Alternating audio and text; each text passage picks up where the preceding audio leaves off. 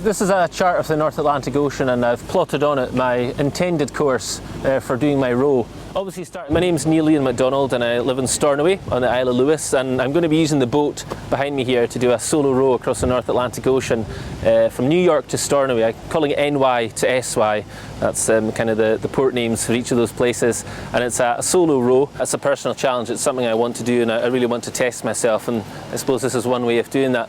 And the other reason I'm doing it is to raise funds and also awareness for my chosen charity, which is Scottish Association for Mental Health, also known as SAMH.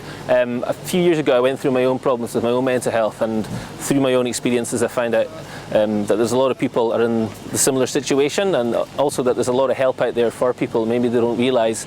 So I just thought if I'm going to do something as major as this, that there really had to be a good reason for it, and also something that would drive me on when I may be struggling on some days. So I thought that having the charity SAMH to support would maybe help me, and also hopefully maybe prove to people that if they've gone through a mental health issue themselves, that they can get through it and then go on to do things with their life.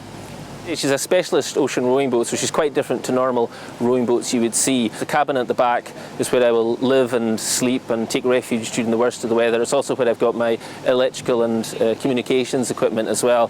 So this is the inside of my cabin on my ocean rowing boat, and this is where I'll be living, for want of a better word, for all the time that I'm at sea.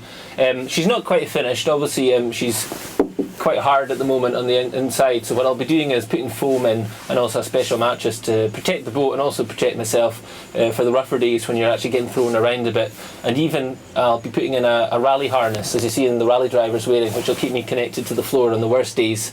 This is also where I keep my communications and navigation and electrical equipment. So on this panel here I've got things like a short range VHF radio. I can talk to any ships that are passing by to let them know that I'm in the area, or maybe if I'm needing help or anything like that.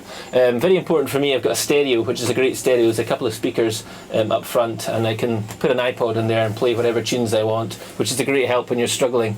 I've also got an AIS transponder, which actually shows me on radar as well, so any ships passing can see where I'm going and what kind of boat I am as well. And I've also got little charging points here, because I'll be taking things like a laptop and stuff, so I can watch films and also send information back to keep the website updated, and I can charge things off these little charging points here as well.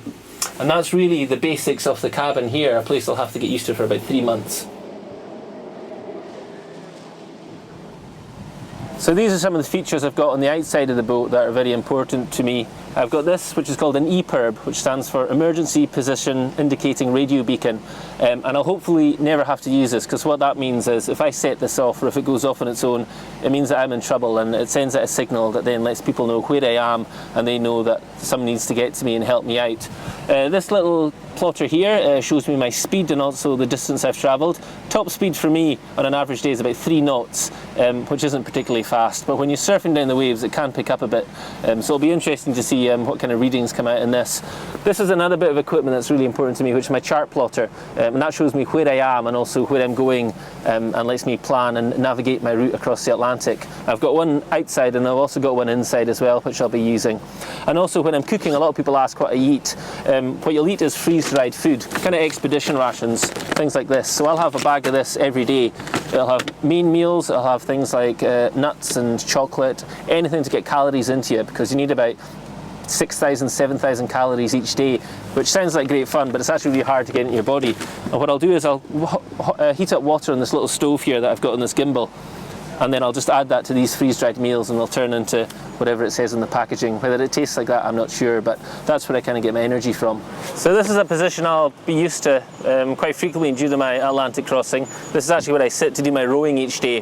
The really simple setup, like a rowing machine you'd find in the gym, on a rolling seat. These are actually skateboard wheels I've got on the bottom of this seat here, so it's just backwards and forwards like this, and you're using your legs actually to row as much as possible.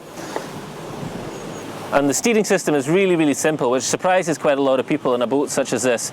It's just on my right foot here. I've got it set up with 2 cords that go down to the rudder, and just by simply turning my foot either of these ways, I can turn the boat quite quickly. She responds quite quickly, and that's really important, because if I'm reacting to a wave that's coming, it means that she'll come round, and it might even save me capsizing.